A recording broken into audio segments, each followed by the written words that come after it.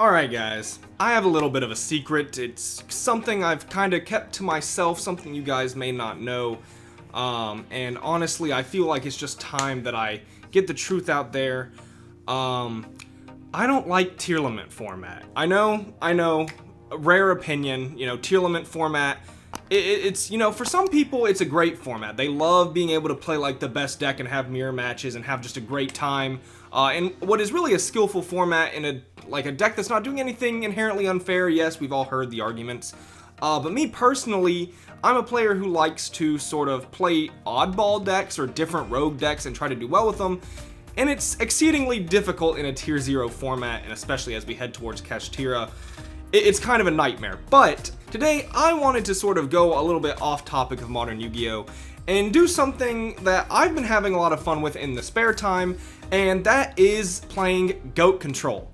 And no, not GOAT Control like what you're thinking with, 2005. Nah, this is modern day GOAT Control.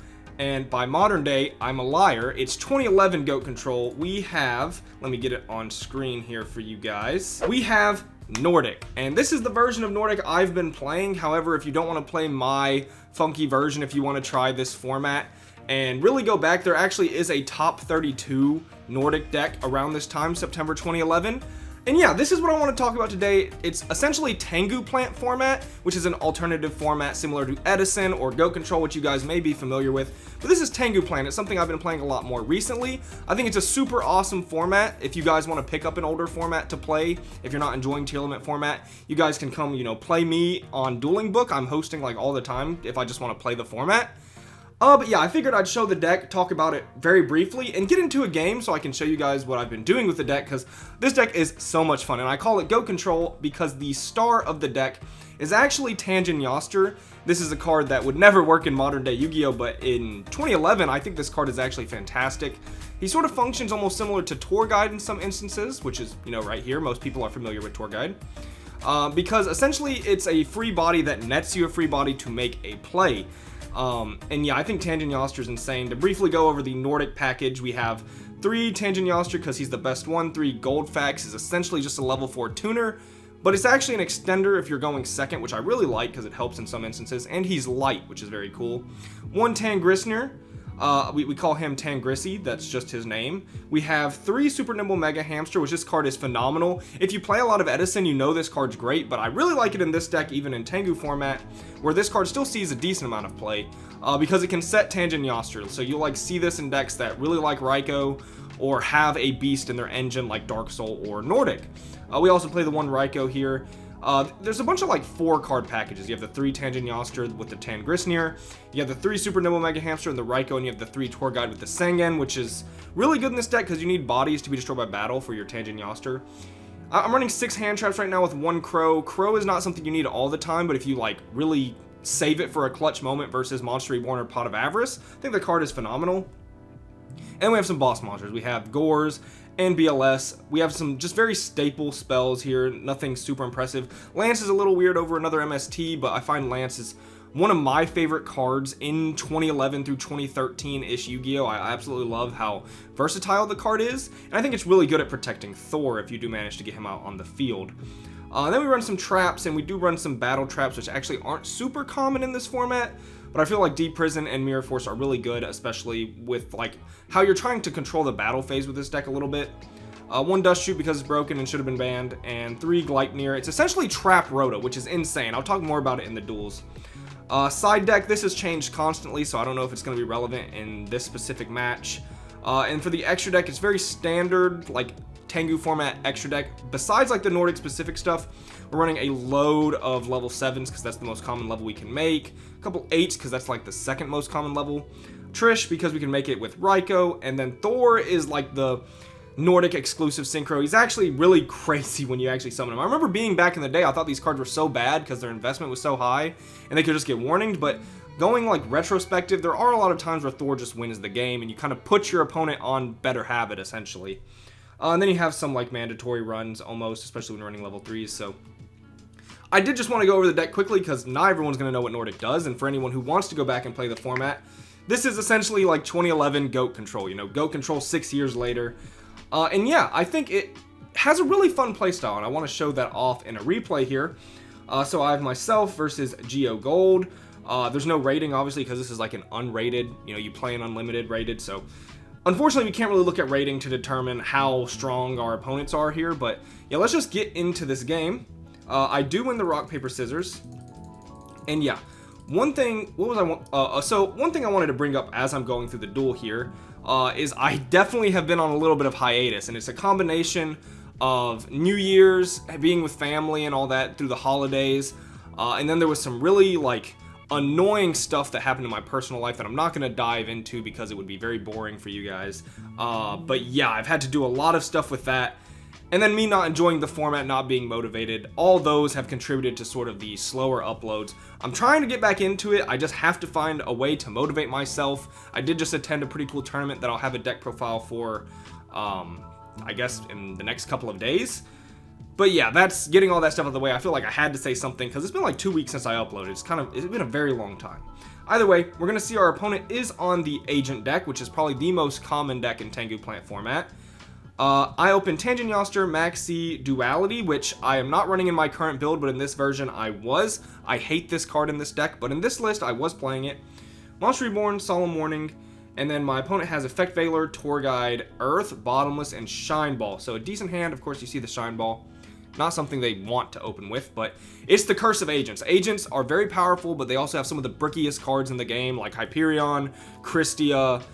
You have Shine Balls, of course, and then you can draw like Orange Lights by themselves, which aren't great.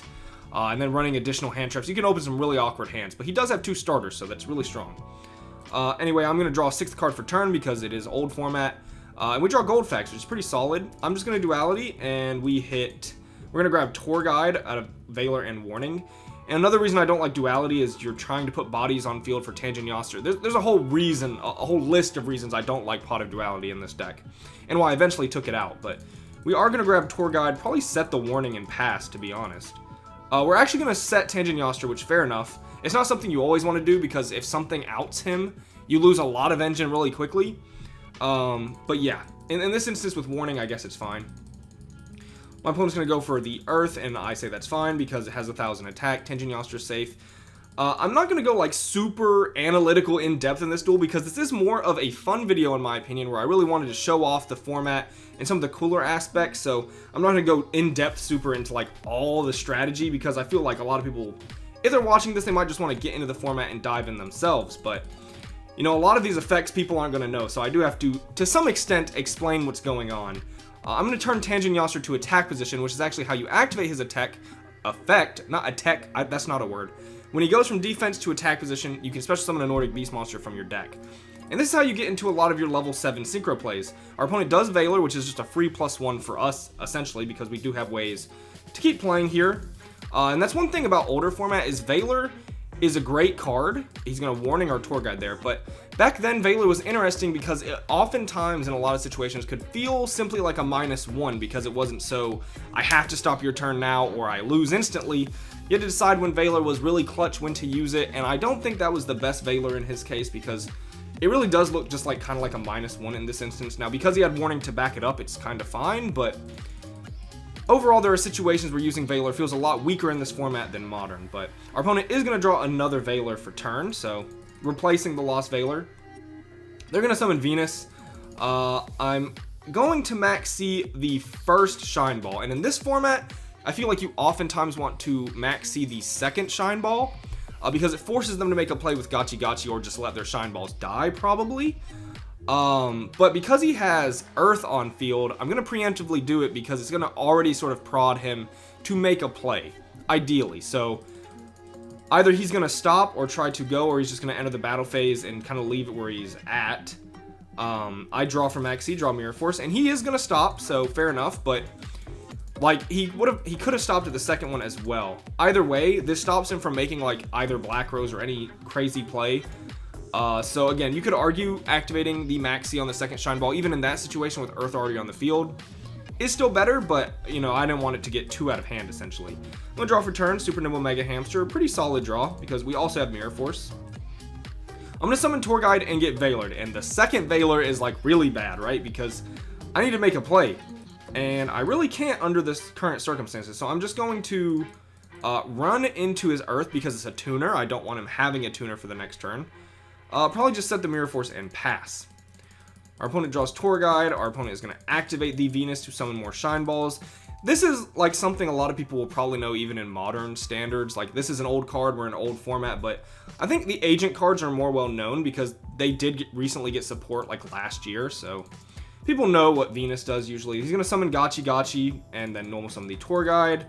I'm not going to warning this either because I feel like Mirror Force can get me out of a really solid situation here, so I am going to Mirror Force. It's technically like, it feels almost like a 1-for-1 because almost all of this was just free, but you know, it's going to save me from a lot of damage, essentially.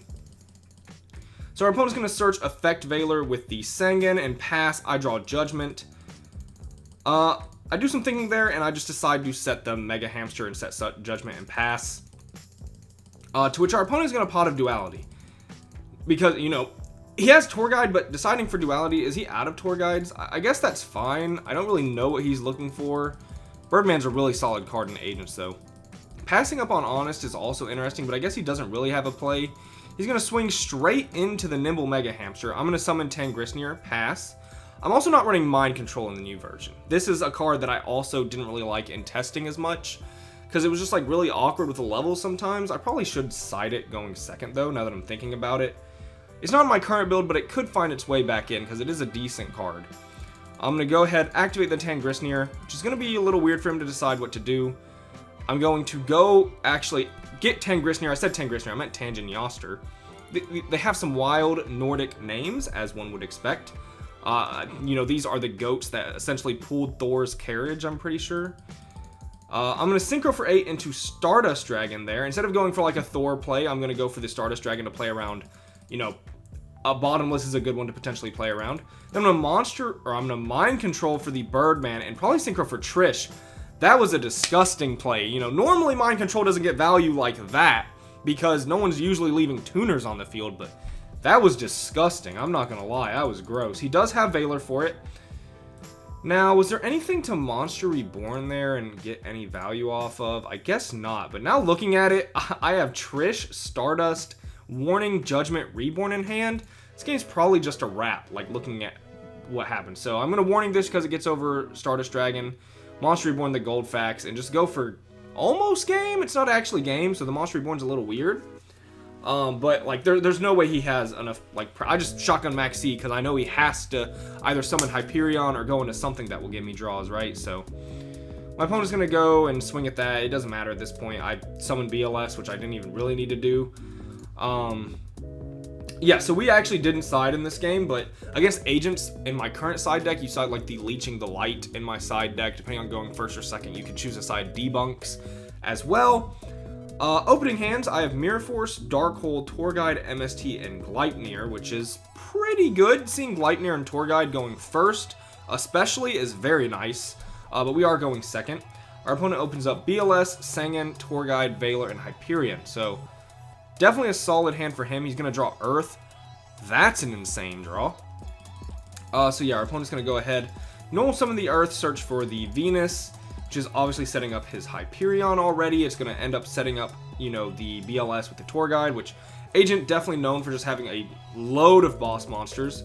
I'm going to start my turn by normal summoning the Tour Guide, to which my opponent just shotguns Veiler. I feel like Veilering an initial Tour Guide is such a weird play, but it's what our opponent went for here. It's not something you would often see back then, or even nowadays, I would say. Like, there's definitely better things to Veiler, but in this situation with the hand I currently have, I guess it's fine just shutting me off of Sengen. I'm going to swing at Earth because, again, it's a tuner. I don't want to leave that thing on field for his Venus. So I'm going to Crash, which stinks because I want a monster on field to use for Gleipnir to get Tanjin Yoster and go through my engine, but I felt like I had to do it because I couldn't let him have a tuner. My opponent's going to summon Venus, go through the whole Venus experience of summoning the Great Shine Balls, and he goes for all of them. I don't have Max C, I don't have Veiler. Opponent's going to swing for 2,000, and I'm going to draw Tanjin Yoster, which Tangrisnir plus Tanjin Yoster in the same hand, actually pretty good, so it's looking okay for right now. My opponent goes for Duality. I feel like this is a little weird. I feel like you could have pushed for so much here potentially. Like, I feel like you could summon Tour Guide, go for a Leviathan play, and then summon BLS and maybe even go for game. But of course, you're playing in a back row that way, so fair enough if you don't want to do that. He can definitely just choose to play it slow, whittle through the back row, which is probably the safer, route, and just gain advantage and outpace me, which is fair enough. But what just happened? Oh, okay. So I didn't drop Tangent Yoster on the Venus swinging over my Tangrisnir because Sangan is 1400 attack. I'm just going to lose him. Essentially, I was put in a position where I couldn't use it because it doesn't work on tokens. A monster actually has to go to your graveyard, which is interesting. And yeah, so I'm going to go for a Tour Guide play, try to clear his board a little bit. But my opponent draws Warning on top of it, and the writing's almost on the wall for this game. Like, there are outs, but especially the second Stardust is made and my opponent has this. Yeah, this game, 100% a wrap, especially because he has Stardust. I survive because of this is like a play I tried to make, but there's not much I can do there. I just actually pass, so. Yeah, I'm going first, game 3. And opening hands, Tour Guide, Valor, MST, Tragodia, and Raikou. Tragodia, also not something I'm playing in my current version, but it's a card I do enjoy, especially if you're going for like a more hand trappy route, like this build was, and like less traps. So, like I said, I showed a build that I'm playing currently at the beginning, but you definitely don't have to go that route. You can do a bunch of different things. But yeah, I'm going to draw the Tangent Yoster, actually. Didn't even go over my opponent's hands. So we have Venus, Christia, the bane of this format, I swear, BLS, Shine Ball, and Earth. An okay hand. It's got a starter, but it's got a lot of cards that will be good later. Not a lot that's good now. So I go for the very standard Tour Guide, get Sangan, and we set an MST. Fair enough. He's going to go for Venus, which I let resolve. I don't want to use my Valor on this. Again, saving Valor can be super huge.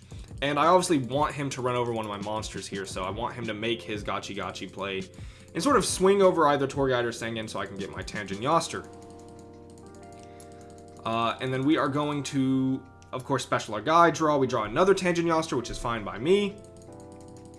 Tangent Yoster effect, our opponent does not have a hand trap. This should be in defense. I was sort of new with this deck and new to the format, or new to revisiting the format. I actually played Nordics back in like 2011, 2012 era, actually back in the day, but revisiting the format, this was one of my earlier games and hadn't been playing Nordic again for very long, but this should be in defense. And then from here, I'm actually going to make a big misplay that my opponent's not going to catch. I am going to synchro with the Sangan, which you can't do because of Tour Guide. This is something that nowadays, especially if you play Tour Guide in a more modern era, it doesn't come up at all because we're not synchro summoning with Tour Guide. It's just not something that was relevant today, but could have been back then, and especially in this situation. So this Sangan, I shouldn't be able to go for a rank 10 here. I should be going for a level 7. But I am going to go for the Thor because now we're in this sort of misrepresented game state, and I'm going to search Max C. Truly disgusting, but I'm going to use Thor's effect and run over the Gachi, which I can't do, but here we are. And then I'm going to set Raikou. Yeah, we didn't summon. Okay. My opponent's going to draw Solemn Warning. They're going to summon the Earth, which is a good way to get into Catastor, which is a decent way of trying to like deal with Thor to where he doesn't have to use his Dark Hole. I do have Raikou, though, which is a little weird for him. I'm going to let that happen, and then he's going to summon Christia. Yo, this card is gross. My opponent does have 4 fairies in grave. Do I choose to Valor? I choose to Valor the Christia. Why? Okay, let's think about this. I Valored Christia because I'm dumb. Yes, we shouldn't Valor Christia there. I don't really know why we did. Oh! I see the line. I Valored Christia so he doesn't get his ab back, but not only that, my Thor can then activate Vanishing Goldfax to summon again because Valor lasts until the end of the turn, and this is during the end phase. Thor comes back, and then all of a sudden, Christia is not that big of a threat outside of Honest. So, no, I definitely see what I was going for. I MST the back row, which is a warning, absolutely huge, because it saves my Raikou. Thor effect is crazy here because it's negating 2 very important effects. Oh, this could get really gross, actually. Because I could go into Levier, bring back the Goldfax, synchro with the Raikou, and that's also more fuel for Thor here, which I'm pretty sure is what I do. Yeah, this is a nice play. This is really nice right here. I'm going to go ahead and use the tour guide, let him dead draw the Christia, synchro for Bryonic, and just attack for game. So, yeah, that's going to wrap it up for this duel, and sort of like my intro to Tengu format on the channel. It's a format I enjoy. If you want to like get on Dueling Book and practice the format yourself, that'd be cool because I would love to see more people play this format. So not only is the format getting like limelight, but then I have more opponents to play against as well. So that'd be cool. Again, if you want to, like, I should probably set something up on my Discord to where I can set up like a Tengu format and an Edison format sort of duel system, because that's what I'm enjoying right now are more retro formats. I do not like tier format. I still play in it because I'm a competitive person. I like to play in the competitive format, but this is where I'm having most of my fun. So I hope you guys did enjoy. If you did, leave a like and subscribe. If you're into this format, let me know what topics I should maybe cover next in this format. And yeah, this has been Aaron from Top Tier Gaming. Long time no see, but glad to be doing more videos again, and I hope you guys enjoyed. Bye, YouTube.